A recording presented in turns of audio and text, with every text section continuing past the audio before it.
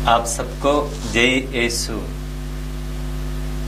पिता परमेश्वर की अपार दया से प्रभु ने हमें एक और सुअवसर देता है प्रभु का प्यार अनुभव करने के लिए। वही है क्रिसमस। आज दिसंबर 1 तारीख है। आने वाले 24 दिन इसकी विशेष तैयारी का दिन है। हम छोटा सा एक तीर्थ यात्रा करने के लिए जा रहे हैं।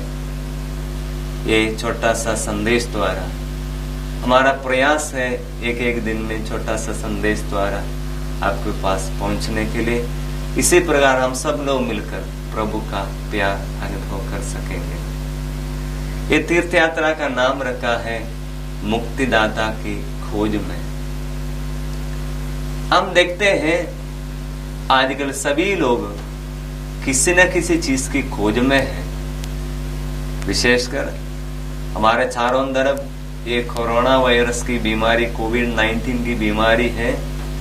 काफी महीने से सरकार और सरकार द्वारा की अनुमति से बहुत सारे साइंटिस्ट, वैज्ञानिक लोग, डॉक्टर लोग इसकी खोज में है कि इसके लिए दवाई कैसे मिलेगा। टीका की खोज में है ताकि इसको यदि खोज कर मिलेगा तो उसको लेकर ये बीमारी मुक्त हो जाएगा। ये सब लोग इसकी खोज में है। इसी प्रकार सभी लोग, मानव जाति अलग अलग चीज की खोज में लगे रहते हुए हमको देखने के लिए मिलता है। लेकिन हमको ये देखना पड़ेगा बाइबल क्या बताता है, हमको किसकी खोज करना चाहिए। पवित्र आत्मा हमको एक सुंदर एक वचन देता है। वो ये स्तोत्र ग्रंथ अध्याय 53 वचन 2 में, मूर्ख लोग अपने मन में कहता है ईश्वरहीन है, उनका आचरण भ्रष्ट और घृणास्पद है, उनमें कोई भलाई नहीं करता।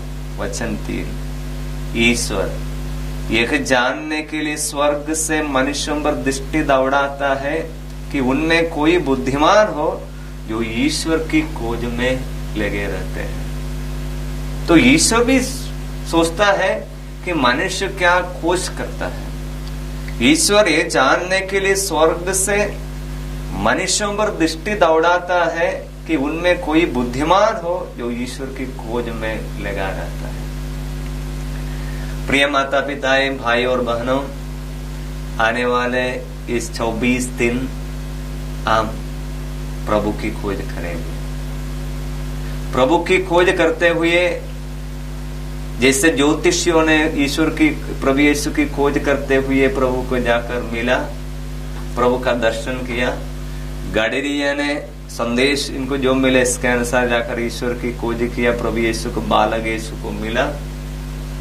और पूरे बाइबल इसी प्रकार ईश्वर की खोज, मुक्तिदाता की खोज में है। आइए हम सभी लोगों के जीवन में मुक्तिदाता की खोज करना चाहिए।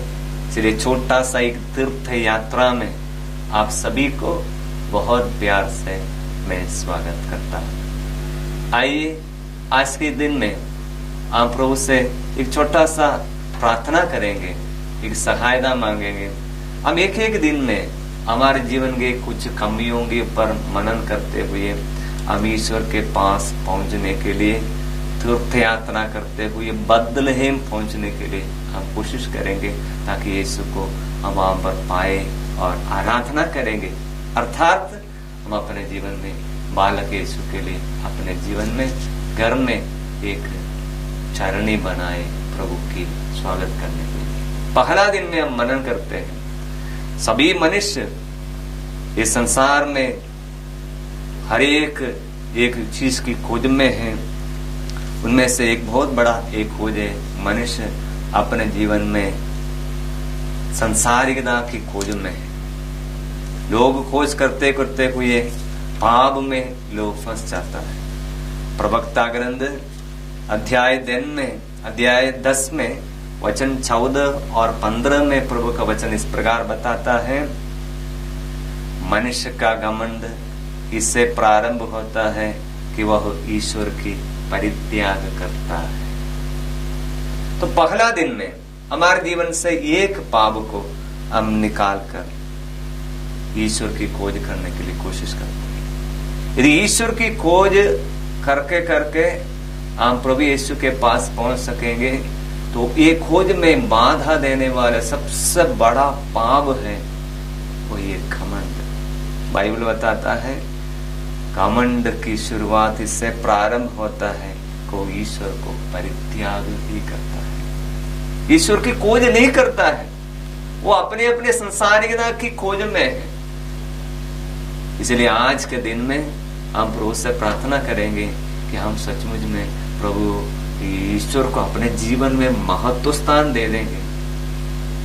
हम फिलिपियों के पत्र अध्याय 2 में देखते हैं प्रभु यीशु का मनोभाव। यदि मनुष्य को ईश्वर की प्राप्ति के लिए, ईश्वर की खोज के लिए रुकावट डालने वाली एक बहुत बड़ी चीज है घमंड, क्योंकि वो स्वयं बहुत बड़ा बन जाता है। सचमुच में ईश्वर ही तो बड़ा है, और तो मनुष्य अपने को भूल कर और किसी की खोज में है। संत अगस्टिन बताता है, my heart is thirsting for you unless it rust in thee. मेरा हृदय बेचैन है जब तक मैं प्रभु को पा जाऊं। तो उसी प्रकार जो वो बेचैनी को हम भूल कर संसारिकता की खोज में रहते हैं, वही पाप अपने आप को बड़ा समझकर और कोई चीज को बड़ा महत्व देकर और खोज कर रखा। आइए आज यदि सबसे बड़ा पाप घमंड है, उसके विपरीत उसके विरुद्ध जो पुण्य है उसको हम अपने जीवन में अपनाएंगे। वही हम प्रभु यीशु में हम देखते हैं। प्रभु यीशु अपने आप को छोटा बनकर ईश्वर होते हुए भी वो चारणी में जन्म लिया। यीशु के इस मनोभाव के बारे में फिलिपियों के पत्र अध्याय 2 में संत पौलुस इस प्रकार बताता है। फिलिपियों के पत्र अध्याय 2 वचन 5, आप लोग अपने मनोभावों को ईसा मसीह के मनोभावों के अनुसार बना लें। वो वास्तव में ईश्वर थे और उनको पूरा अधिकार था कि वो ईश्वर की बराबरी करे, फिर भी उन्होंने दास का रूप धारण कर तथा मनुष्यों के समान बनकर अपने को दीनहीन बनाया। उन्होंने मनुष्य का रूप धारण करने के बाद मरण तक, क्रूस मरण तक आज्ञाकारी बनकर अपने को और भी दीन बना। क्रिसमस की तैयारी के पहले इस दिन में हम एक कृपा प्रभु यीशु से ही मांगेंगे, क्योंकि यीशु के जीवन में, यीशु में एक कृपा, ये पुण्य हम देखते हैं। वो ईश्वर था, ईश्वर की बराबरी कर सकता था, लेकिन कोई वो बड़ा महल में जन्म लेने के लिए वो सोचा नहीं। मनुष्यों से भी और छोटा बनकर चरणी में जन्म लेकर वो वास्तव में ईश्वर दे, उनको पूरा अधिकार था वो ईश्वर की बराबरी करके कर सके, फिर भी उन्होंने दास का रूप धारण कर मनुष्यों के समान बनकर अपने को दीनहीन बनाया। प्रिय माता पिता, भाई और बहनों, ये छोटा सा संदेश सुनने वाला आप लोगों से मेरा अनुरोध है, मेरी प्रार्थना है, आइए अपने अपने जीवन में हम प्रभु को महत्व स्थान दें। थोड़ा सा सोच, ईश्वर की सोच मन में रखिए। हमको संभालने वाले ईश्वर को, हमको ले चलने वाले ईश्वर को, हमको रास्ता दिखाने वाले ईश्वर को थोड़ा मन में याद कीजिए, घर में प्रार्थना कीजिए। इस तीर्थ यात्रा में हमारी सहायता करने वाला है प्रभु का वचन की सहायता हम ले लेंगे। एक एक दिन में छोटा सा वचन हम ले लेंगे, हम प्रार्थना करेंगे, माँ मरेंगे, विशेष मध्यस्थता हमारे जीवन में इस तीर्थ यात्रा में माँ हमारे साथ रहेंगे।